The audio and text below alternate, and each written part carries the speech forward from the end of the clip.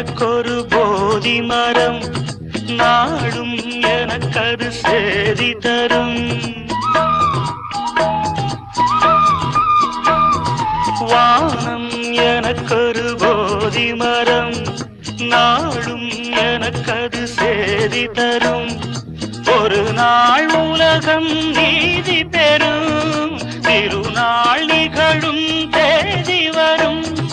கேள்விகளால் வேள்விகளை நான் செய்வேன், இது ஒரு பொன்மாலை பொழுது.